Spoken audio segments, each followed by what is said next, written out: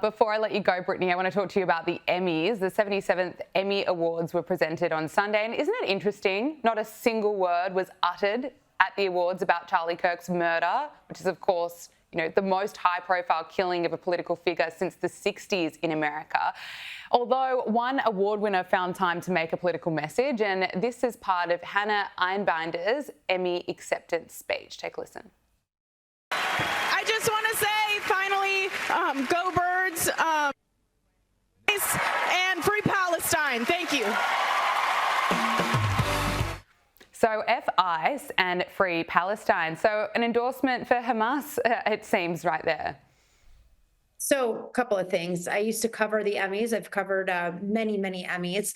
And progressively, I will say, it was getting more and more political and more progressive as the years were going by. And watching this the other night, first of all, I couldn't even watch it in its entirety because it was so bad. It's no wonder the ratings are at an all-time low. This is a woman here who is very young. She's Jewish. I'm Jewish. I don't want her to be in our tribe. That's for sure. She's so delusional and brainwashed. I would say one thing to people like this, because, let's remember, she's saying and spouting off free Palestine and F-ICE while she goes in her SUV with her security in her gated community in Los Angeles and then goes to sleep at night, right? Why don't you get a one-way ticket to Gaza and actually really educate yourself about the region and really understand what's going on there versus using this platform to just spew disgusting stuff when you have such a following with these youngsters watching. Yeah. It was so disgusting to me. And I really hope she doesn't work again in Hollywood because you know what? People are starting to wake up. Read your lines, read your script. You are a paid actor. You're not a politician. You're not out here trying to convince anyone of anything. Then go to Gaza if you're that. If you want to do this, go to Gaza. Absolutely. Then you want to report back at the next Emmys. Yeah, isn't it interesting as well, some of the people who are celebrating Charlie Kirk's death, they claim to be supporters of the LGBTQI plus community, and at the same time they appear to be pro-Hamas. I mean, it's just so hypocritical. One last question before... Sorry, the hypocrisy is insane, especially out of Hollywood, and it's from some of these lefties.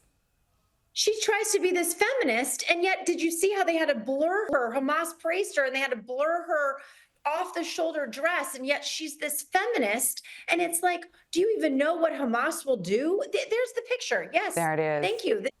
There it is. Exactly. So Hamas, they post something about praising her, what she says, yet they have to blur her dress. And here she is for, women and women's rights and all that and LGBTQ community. And yet, does she have any idea what they do in Gaza if you say you're gay? Yeah, no, and she doesn't want to call that out either, does she?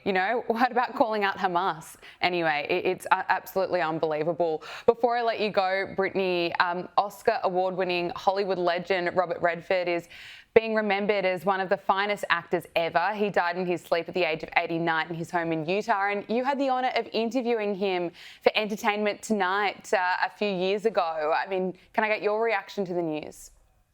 Yeah, I mean, I remember meeting him and I was just like I was awestruck because it's Robert Redford. He is a legend. And I just remember out of all of these celebrities that I interviewed over the years working for Entertainment Tonight and CBS News back in the day, he was one of the most charismatic, special people I've ever interviewed. Interesting life and hard worker. And I remember giving him a gift in the middle of our interview. I gave him a fishing lure because he was a huge fisherman and he was so grateful and thankful and just very soft-spoken and such a gentleman. But what a life he lived, 89 years old, life.